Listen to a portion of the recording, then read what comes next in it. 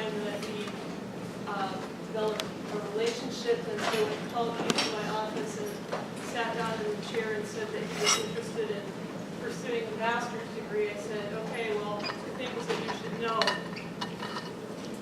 One, I swear, and two, sometimes that will probably be directed towards you. And it has been. So if you can hang with that, we'll likely be able to come up with some way that we can work together. And in fact, we feel that it has been fairly fruitful. So Paul has, because he did his undergraduate here with us, he's been a really prominent member of the biology community, and as a graduate student, he was awarded an outstanding graduate award because of his contributions to the department. He's going to present his work at the Botanical Society of America meetings this summer in Edmonton, and he presented also a poster on this work at a previous meeting in New Orleans. That was his first one where he presented a poster, and then he said to me, I think I could give a good talk. And so he's going to get that opportunity this summer. And today, yes. And then finally, recently, I don't know if many of you noticed that there was a call for speakers for commencement. Any of you guys remember that? Coming up on the reader boards? Yeah? Well, I saw it. And I recommended Paul. And he competed for that and found out just this morning that he's been awarded.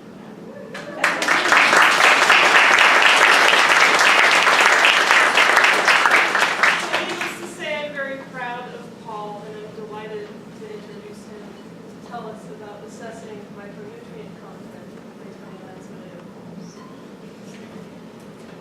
Thank you, Dr. Quinn. First and foremost, thank all of you guys for being here. A lot of you have been just a huge part of my life over like the last 5 years, and the last 2.5 years where I've been working on this project. And it's exciting to finally get the opportunity to kind of let you guys know what I've been doing that entire time. I had some questions, mainly from Kim, who's sitting right here, about why I chose this particular picture for my thesis presentation flyers. And Cato, this is my son. This is, can you hold that up? So this is a wild thing from Maurice Sendek's book, Where the Wild Things Are. And this particular wild thing belongs to my wild thing, Caden. And Caden got to join me on a ton of field work during this, so he helped me harvest a lot of the corms that we ended up getting. And I thought it was an appropriate picture because today I want to talk about some of my favorite wild things, and that's wild plant foods, some of which you can see growing down here in the foreground. So I want to start out just by telling you a story. Now this is M's story, and we've changed M's name to protect his anonymity. And M has a story that's similar to someone that you might know. He was born in Chicago and he moved to Cleveland when he was young. And throughout his youth he had relatively good health. But as he approached middle age, he put on some pounds, as many of us do, and his best friend died of a heart attack. So he went to the doctor. And the doctor said, "You've got high blood pressure and ventricular hypertrophy." And they put him on the standard medicines for those ailments. Unfortunately, those medicines weren't working as well as the doctors had hoped. And there wasn't a really good medical explanation for this. So M didn't even have a car. He walked everywhere he needed to go, so they thought that he was getting enough exercise. He didn't smoke or drink, so some of those lifestyle diseases were out of the question. And as a matter of fact, he was a lifetime vegan. So this is a picture of M. We should introduce him now. This is Makolo. He's a western lowland gorilla of the Cleveland Metro Parks Zoo. And in addition to those ailments that I was telling you about, he also had a number of behavioral problems. So he was doing what captive gorillas often do, and it's called an R&R, and that's regurgitation and then re-ingestion of your food. Obviously not something you want when you have a lot of visitors there. And in addition to that, he was pulling out his own fur, so he had a number of bald patches. So the biologists on staff decided to look at diet, maybe changing up his diet a bit. And this was a typical diet or a meal for Makolo. And what it is carbohydrate-rich, processed gorilla biscuits. That made up the vast majority of the food he would eat, and then had a small percentage of fresh fruits and veggies. And what the biologists decided to do is shift his diet towards something that was more natural. So they went to like local farmers markets and grocery stores and prepared meals that looked more like this. And within about 2 months, Makolo had dropped 65 pounds in weight, even though they doubled his calories, his caloric intake on a daily basis. He also stopped pulling out his fur and doing that R&R behavior, so those behavioral problems went away, and just about every indicator started to improve. I like this story because I think it does a good job illustrating that we would never take a wild animal out of their environment and feed them a small fraction of their natural diet and expect them to do well. But we, as humans, do this on a daily basis. So the environment we live in and the food we eat bears little resemblance to that of our ancestors. So today, I want to talk about how I became interested in wild foods and ultimately how I came to assess the nutritional content of an important wild plant food, Claytonia ensilada. So starting with just a brief history of food, for most of the 2.4 to 2.8 million years that members of our genus, represented here in this top circle, have been on the planet, we've been foragers. So we've been eating extremely diverse diets that are generally micronutrient dense. So per calorie of food you're getting a high percentage of vitamins and minerals. I love Dr. Gom's example that he says if there was some external entity looking down at the earth and categorizing humans, we would instantly be classified as a foraging people, just because the length of time that we've been actively involved in our landscape as foragers. This begins to change about 11,000 years ago with the agricultural or the Neolithic Revolution. So starting in some of these centers highlighted in green, people start to transition from a lifestyle of foraging to a lifestyle of food production. That knowledge obviously disseminates out from those areas in green and becomes widespread. So a number of things start changing with the Neolithic or the agricultural revolution, but we see a global decline in plant-specific knowledge. So people start focusing on a relatively few number of cultivated varieties or cultivars of plants to eat, to the extent that currently today we get about 90% of our calories worldwide from just 15 species. In addition to that, there's just more people on the planet, so the density of social interactions increases. At the advent of agriculture, there was estimated about 6 million people. You can compare that to today's over 7.2 billion people. So with these drastic changes in not only diet but environment, we start to see anatomical and physiological changes. Some of the evidence for those is from a study done in 1997 where Clark Larson looked at the percentage of teeth that had cavities or dental caries. And he looked at it in societies pre- and post-agriculture. Cavities are an interesting thing to look at because there's a number of studies that have correlated oral health with overall general health. And as you can see, so this is a line representing when they started eating agricultural products. The number of cavities or the percentage of teeth with cavities was much lower pre-agriculture compared to post-agriculture. Additional evidence came in the form of Angel Lawrence's study. And he looked at archaeological remains through a number of different time periods. And pre-agriculture, so in the Paleolithic, he looked at the average stature of both men and women, and then also the median lifespan. And so pre-agriculture, we were about 5'10", women were about 5'6", and men 35 years, women at 30. As some people start to adopt agricultural lifestyles, we see that start to decline in the early Neolithic. And then we see another drop in the late Neolithic where agricultural practices become more widespread. And although we've begun to creep up towards our pre-agriculture height, we haven't got there yet. And I'd like to point out too that our median lifespan has increased, but that's a function of modern medicine, not of diet. Another drastic shift in the food supply occurs with the advent of more modern foods. So for the first time in history, humans are overfed but undernourished. So on the left, I've got some traditional foods that would have been eaten for centuries in this area, such as salmon, camas, and a variety of berries. And I've juxtaposed those with pictures of more modern foods, such as Spam, Pringles, and Trix.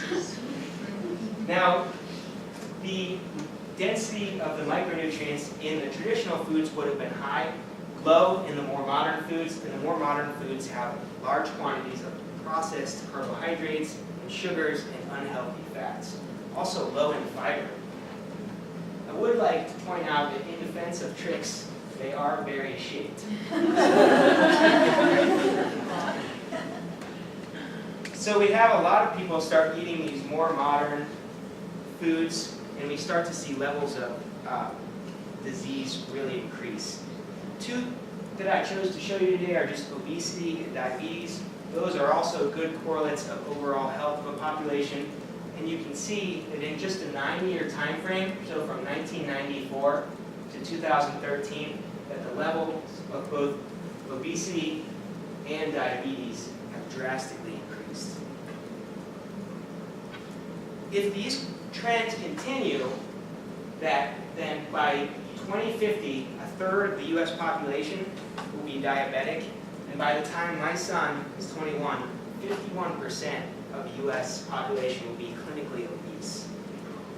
If we were to maintain our current weight as it stands today for the next 2 decades, we as a society would save over $550 billion. This has led a number of researchers, such as Eaton Boyd and more recently Lauren Cordain, to suggest that our genomes have had insufficient time to adapt to this more modern diet. And this makes sense if you look at it from an evolutionary perspective.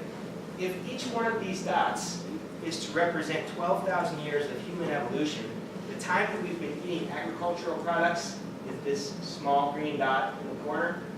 And if we zoom in, this small sliver is the time that we've been eating more modern foods. So a number of organizations agree that if we can get people to start eating more micronutrients, more vitamins and minerals, we can increase things such as the overall health, the outcome of disease, and their quality of life. That's especially important among Native American groups. There's a number of disparities between the general population and Native Americans. Statistically speaking, there's a 6-year lower life expectancy. They have a 12.5% higher chance of being obese and 2 times the risk of dying of cardiovascular disease. Fortunately, SB et al. In 2014 has shown that the excess morbidity or mortality can be addressed through known public interventions, such as incorporating more traditional or wild foods into the diet. Now, this approach is twofold. One, people are eating these traditional or wild foods, so they're displacing those less nutritious, more modern foods, but they're also getting more vitamins and minerals at the same time. So really, we start to see a number of organizations spring up that are encouraging people to eat more traditional and wild foods.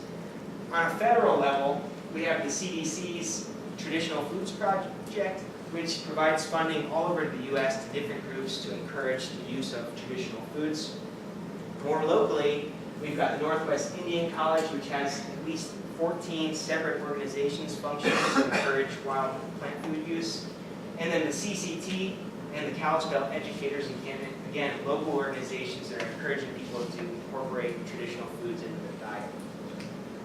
I also want to point out that this isn't limited to Native American groups. So we see a number of people becoming more interested in foraging. My wife just pointed out the other day, she showed me an article on CNN that was talking about the number of people that are interested in foraging.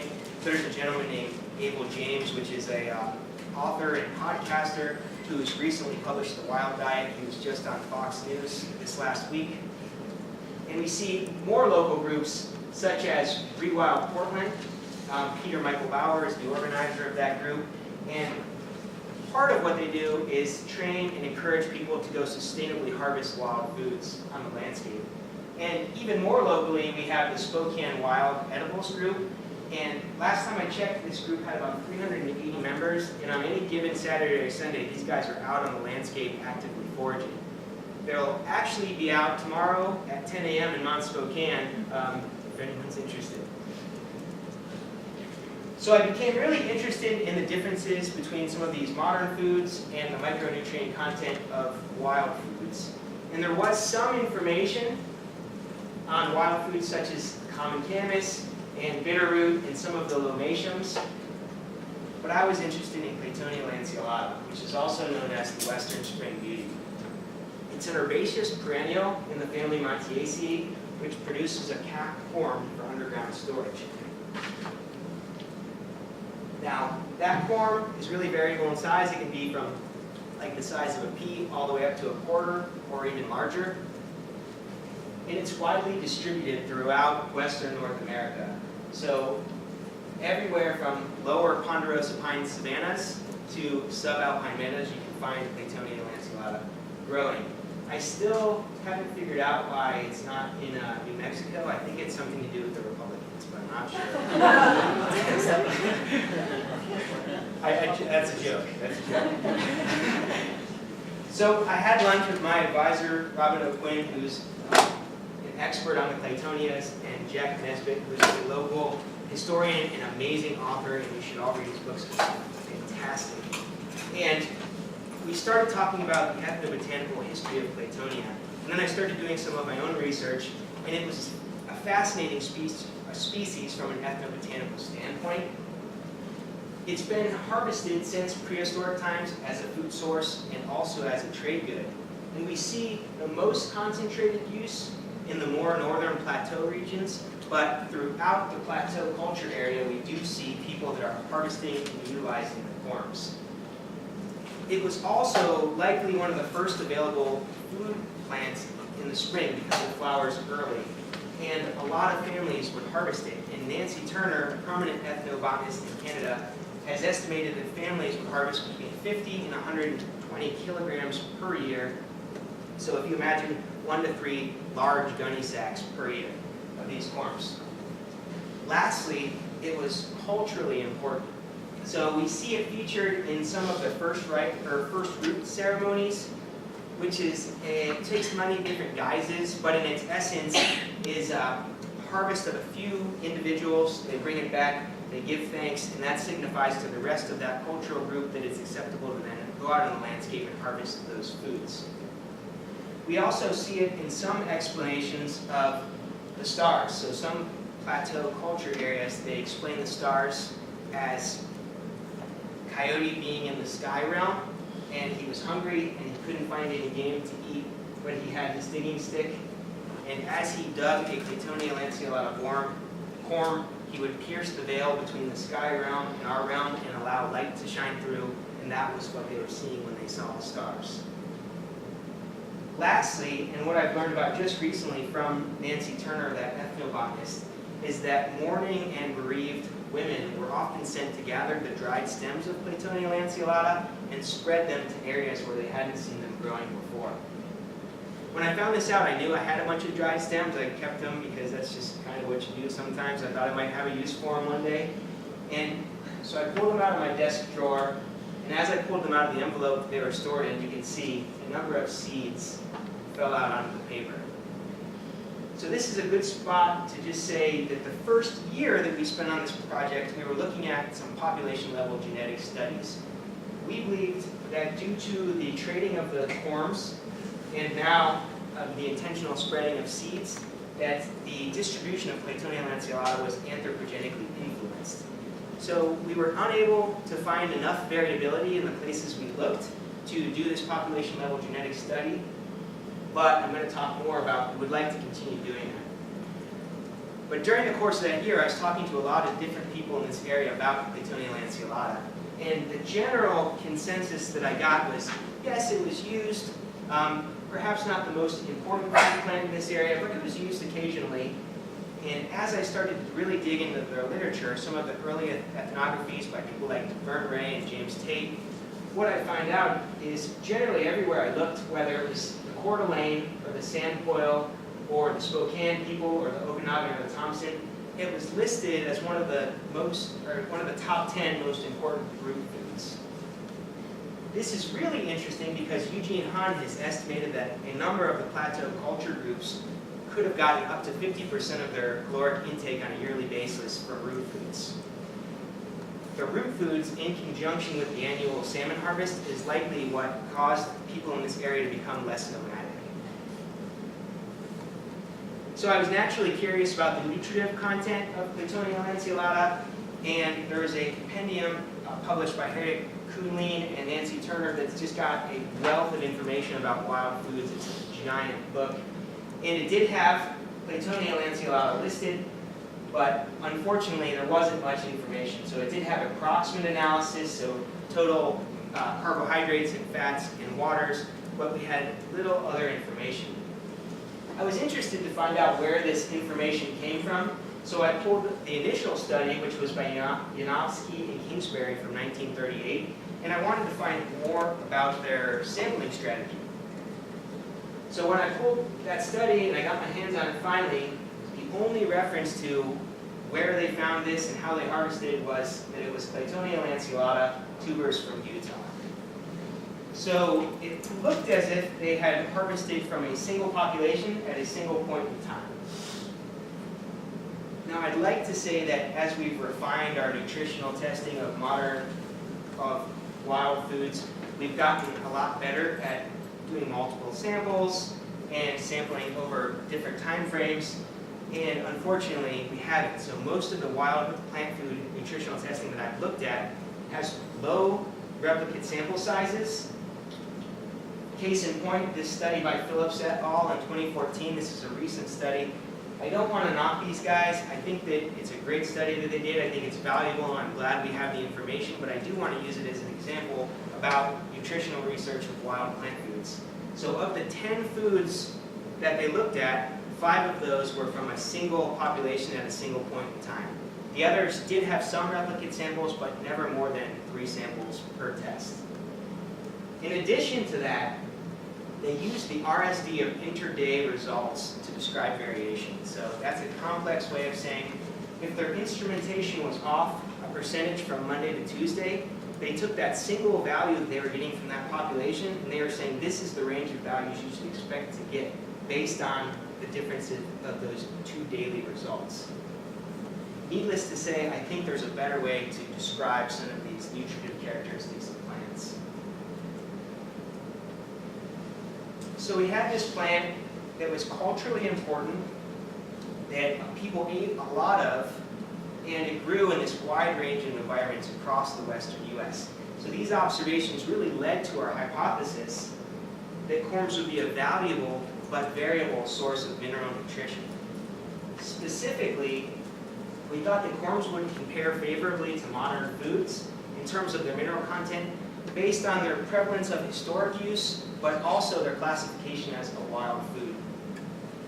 We also thought that the peeled corms would have less mineral content than their unpeeled corms. And that's just due to the fact that if you leave the peel or the periderm on the outside, you're going to have minute amounts of soil adhering to that peel. And if you remove that, you should see a decline in mineral concentration.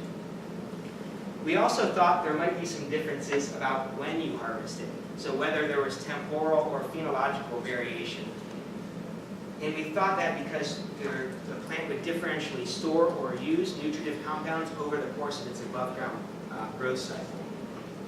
And lastly, because there was such a wide range of environments where we found lanceolata growing, that we expected there to be population level differences. So each individual population might have nutrient differences. So in order to test these hypotheses, we sampled 12 populations from the Columbia Plateau region. And when we sampled a population, we took a GPS coordinate, we stayed within 50 meters of that GPS coordinate, and we gathered at least 50 grams of corms. after we had that 50 grams of corms from each population, we separated those into 4 separate subsamples, and we removed the paraderm or the peel from one of those subsamples. And I got to give a shout out to my field crew, my son Caden here. This was him helping me harvest some corms. He got really good. I think he's better at it than me these days. So these are the sample sites that we looked at. This, of course, is Washington and northern Idaho. This is a zoomed-in version. This is here's us out in Cheney and Ellensburg. So you can see that we sampled from a wide range of geographic areas.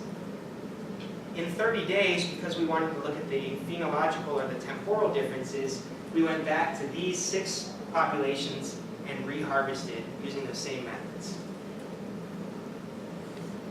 After we had our corms, we cleaned and weighed all of them, and then we photographed and prepared a voucher specimen for each population.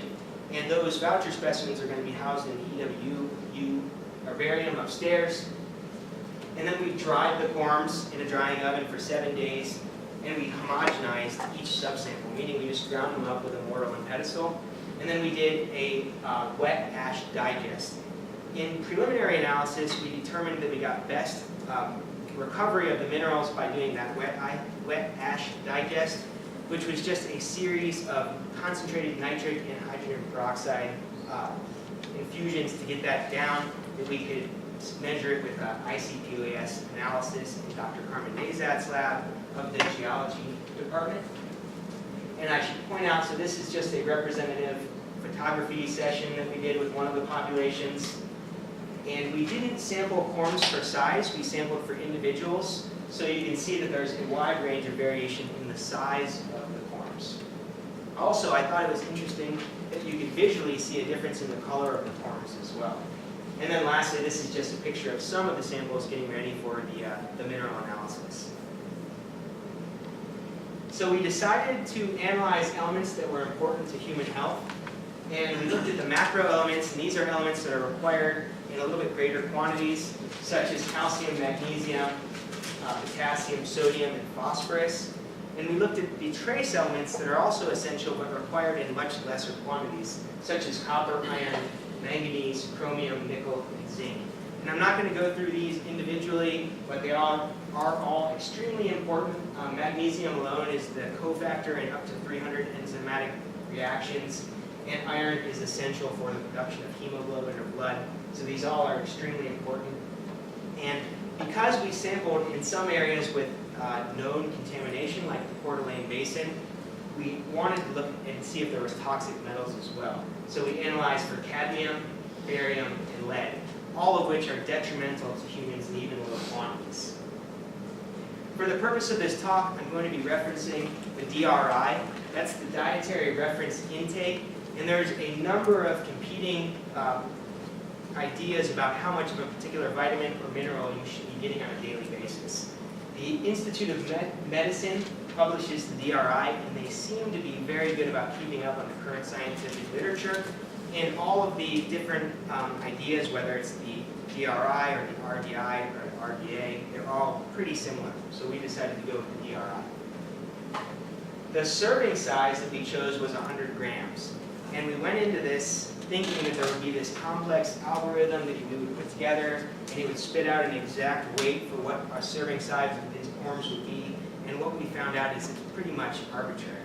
So a serving size of potatoes is estimated at 110 grams, and a serving size of turnips is 85 grams. So we averaged those two to come up with a serving size of 97.5 grams.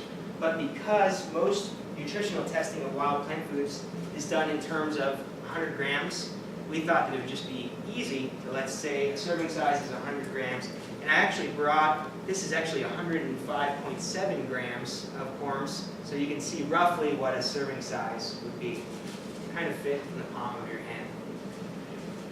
And then lastly, for toxic metal limits, to determine if a certain population had over the acceptable limits of those toxic metals, we used the European Union's maximum limits. Now, if you're curious why we didn't use the USDA's maximum limits, it's because they don't have one. So we can have any limit of lead or cadmium in our food without repercussion. If that surprises you, I want to remind you that the USDA brought us this beauty back in the early 90s. So unless you're, where's Tom? Unless you're Tom and running a marathon before breakfast, I wouldn't recommend eating, 11 servings of carbohydrates a day.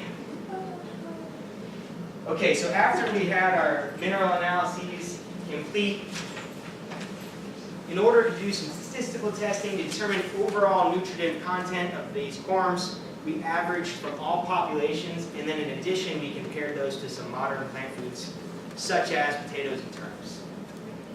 In order to determine if how you prepared these mattered, so removal or inclusion of that periderm or that peel, we basically used a series of Kruskal-Wallis tests to compare the average mineral concentration. And we used Kruskal-Wallis tests because it was not normally distributed data.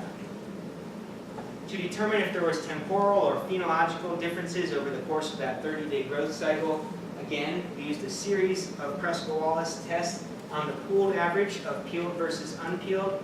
But in addition, we wanted to, peeled, say early versus late, got ahead of myself or behind myself.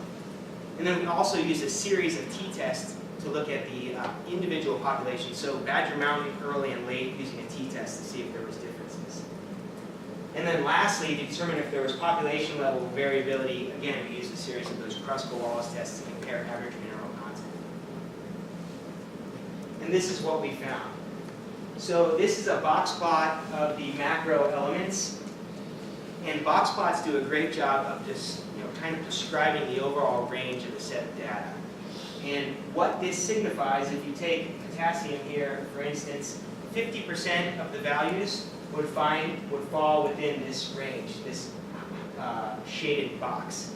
The mean value is this dotted line, and the median value is the solid line. So on average, potassium would be roughly around 230 milligrams per 100 grams or per serving. I want to draw your attention to the bottom whisker, which would represent about 25% of the values, and then the top whisker that would also represent roughly 25%. And then each individual outlier would be represented separately. Now, the individual outliers are going to become an important part of the story. Remember that. The the trace element content had a similar story. We did find extremely high levels of iron, but a number of the average values was being pulled up by these really, really high outliers. And we did find also levels of toxic metals in some of the samples. Some were at low levels, some at higher. But I wanted to compare the corms with more modern foods. So in order to do that, I took the percent of the DRI, which means if I were to eat a serving size of these corms, how much of iron, for example, would I get from that serving? And then I compared that to if I were to eat a serving size of turnips or a serving size of potatoes. And in nearly every instance, the corms compared favorably to those more modern foods, especially in elements where people are often deficient, such as magnesium and iron, which is really high, and zinc. Now I'll draw your attention to this says unpeeled corms. So I wanted to determine if removal of the periderm or removal of that peel would affect the overall nutritive content. And what we learned is in the macro elements, the ones that require a little bit larger quantities, it didn't make much of a difference. But the average content of a number of trace elements varied significantly with that removal of the peel. So chromium, copper, manganese, and iron, all the averages made a difference if we took that peel off or you left it on prior to analyses. And also, lead was affected. So these are the Kruskal-Wallis p-values, and you can see that most trace elements are affected by how you prepare these. So if you remove the periderm or you leave it on, and again, lead is affected as well. When we started looking at temporal or phenological variation, conversely, the macro elements seem to be greatly affected by time of harvest. So sodium, calcium, magnesium, and potassium all mattered over that 30-day time frame when we harvested, affected the overall nutritive content. But not too many trace elements did, with the exception of copper. And none of the toxic metals had really any statistical difference between early or late harvest time frame. So conversely to the removal of the peel, most of the macro elements in this instance appears to be affected by the phenology or the temporal differences.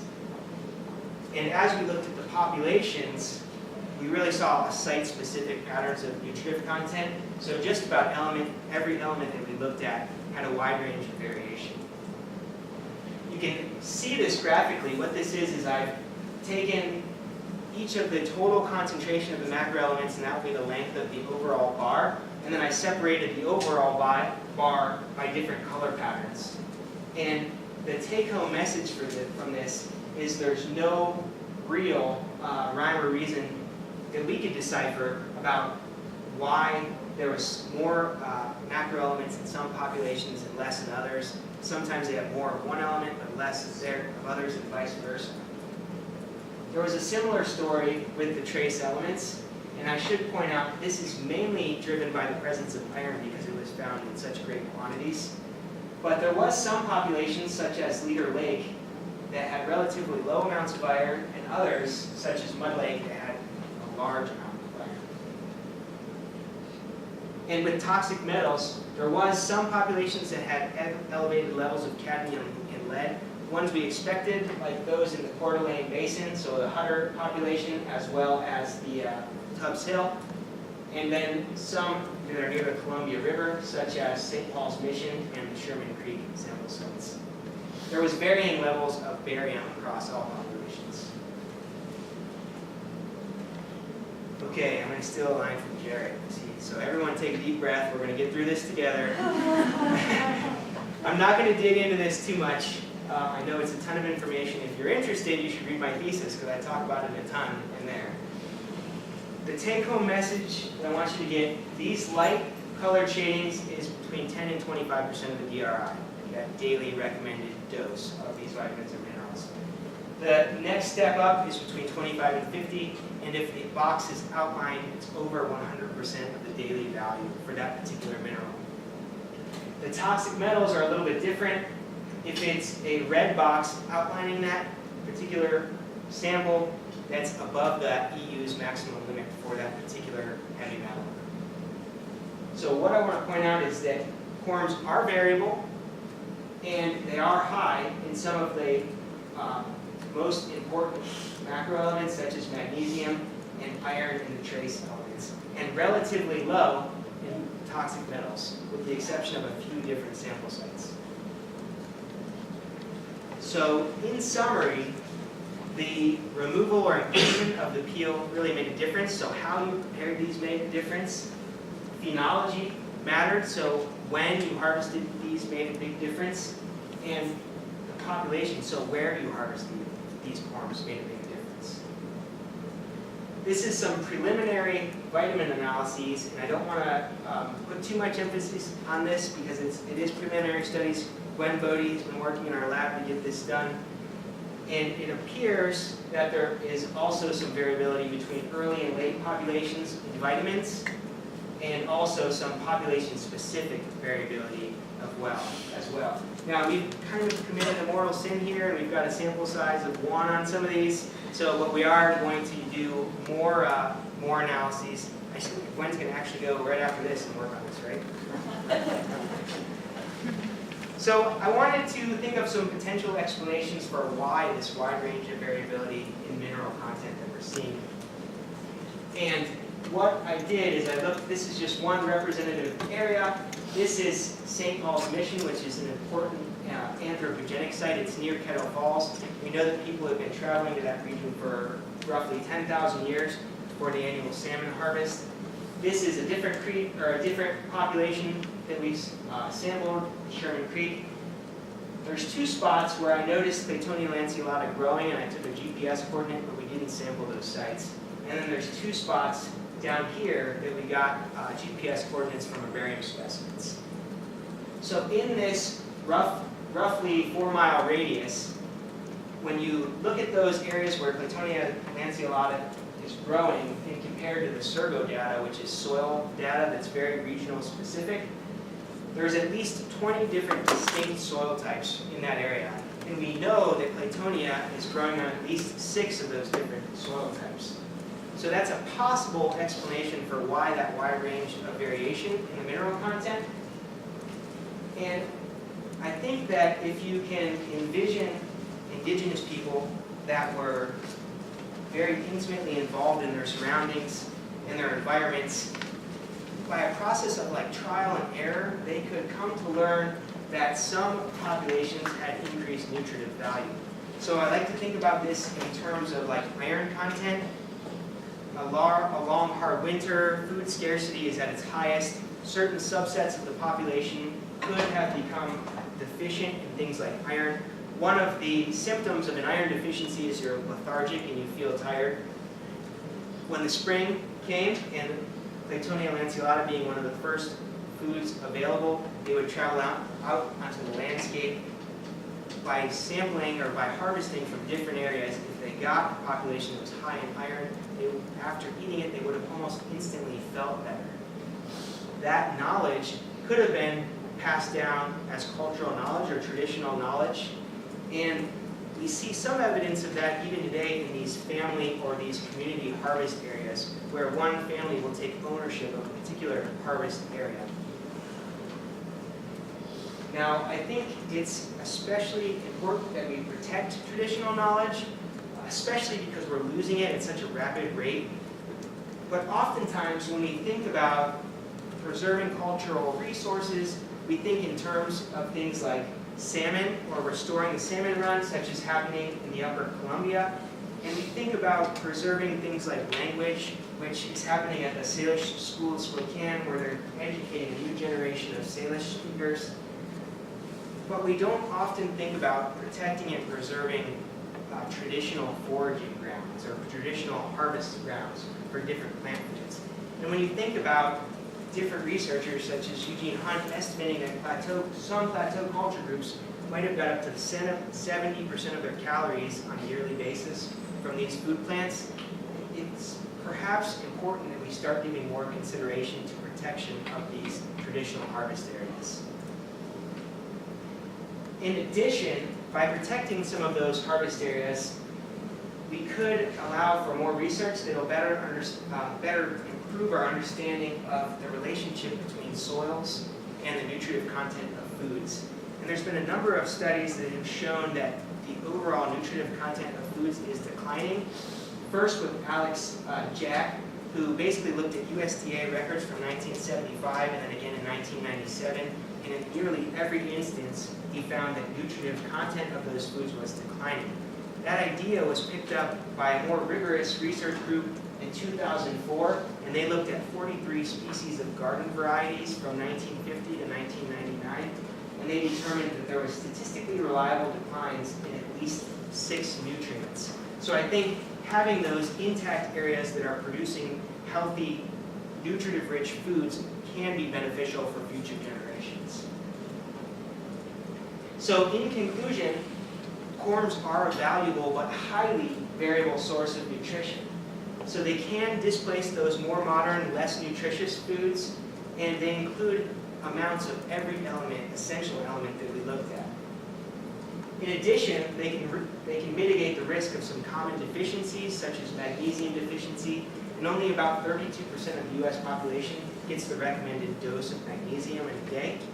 They can also limit the risk of iron deficiency, which about 3.7 billion people worldwide suffer from, and also zinc, which is another worldwide global problem in deficiency. In regards to modern nutritional testing techniques, the status quo just isn't working.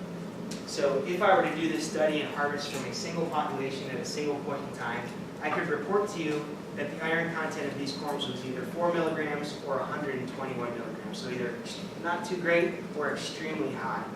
If I then publish those findings, that information would propagate through the literature, and a number of decisions regarding that as a food source or as potential area of concern would then be, they'd make those decisions using incomplete information.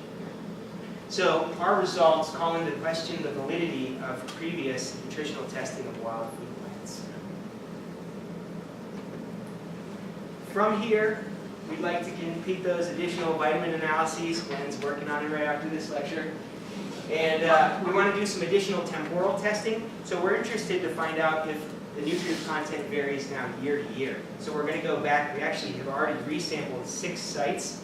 So we're going to look at last year to this year, is there a difference in the overall nutrient content? We also want to include more anthropogenic sites or known anthropogenic sites, so those family garden or those community harvest areas, plus sites that are in close proximity to archaeological evidence of harvesting. And lastly, we want to complete those population-level genetic analyses that I referenced earlier.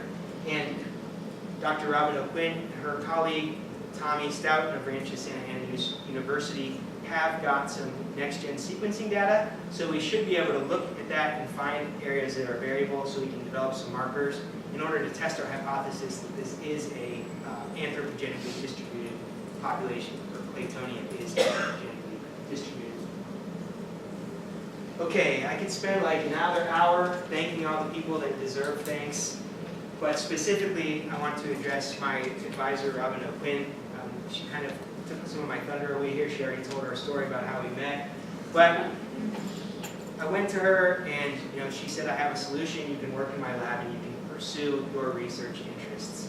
And there was more than a few times during that 2.5 years where I'm sure she wanted to kill me, but she reeled me in and she did it with grace and poise. And she allowed me to really work on this project that became really multidisciplinary. So we had members of the Department of Biology, we had Department of Geology, Department of Chemistry, and the Department of Anthropology all working together to kind of see this project come to fruition. And if any part of that wasn't available, we wouldn't have been able to get this project done. I'd also like to recognize my sources of funding, the Washington Native Plant Society, as well as Eastern Washington University. They provided some of the funds to allow this study to happen. And then my my field technician, my son Caden, did an awesome job. Gwen for helping out in the lab. Really appreciate the vitamin analyses. Jack Nesbitt for his initial inspiration, and we've emailed several times. And then also all my family and friends. And as I look around today, it's like the majority of the people here are in that category. So thank you all. And I'd love to take your questions and comments. And these are some pictures of our field adventures. So questions and comments from anyone?